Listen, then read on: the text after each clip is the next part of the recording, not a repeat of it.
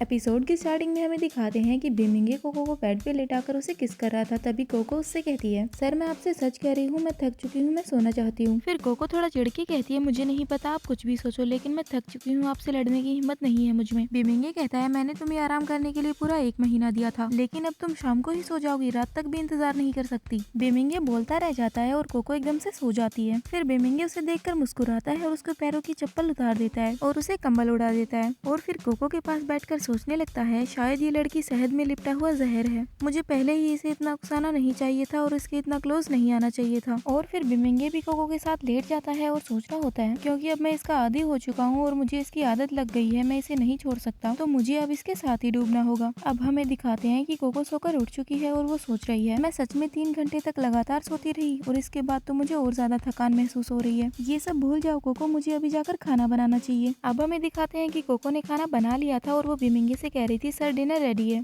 Cocoa बिमिंगे को ignore कर रही थी। ये सब बातों से बिमिंगे इरिटेट हो रहा था। तब भी फेई फैंग आकर बिमिंगे से कहती है, आज रात माटोसाके काफी अच्छा बना है, इसे जल्दी से ट्राई करके देखिए। और फेंग फेई बिमिंगे की प्लेट में वो डिश डाल देती है। तो बिमिंगे कहता है, क्विंग मेई मेरे लिए एक नया टेबल वेयर लेकर आओ, मतलब प्लेट्स। मेड कहती है, यस सर।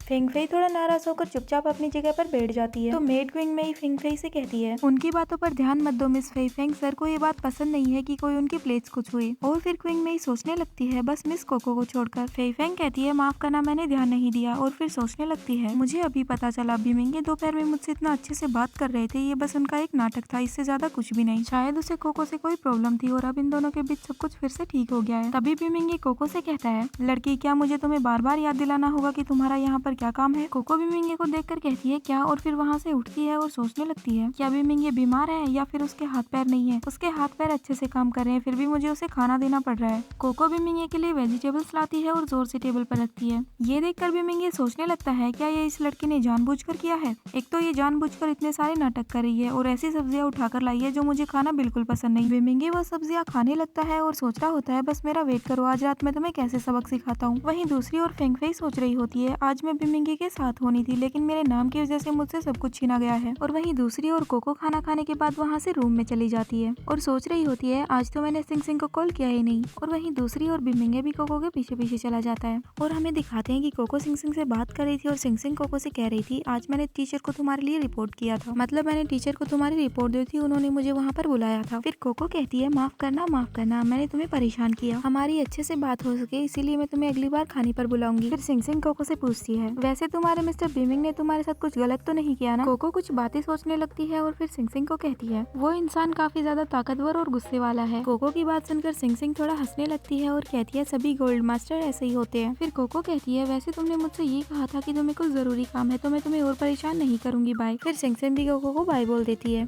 फिर कोको खुद से ही कहती है, क्या बिमिंगे अनप्रेडिक्टेबल और टेम्पररी मेंटल है। ये बात बिमिंगे सुन लेता है कि कोको उसको मेंटल बोल रही है। बिमिंगे कोको के सामने ही खड़ा था और ये चैप्टर यहीं पे खत्म होता है। Hope you like this video, bye bye.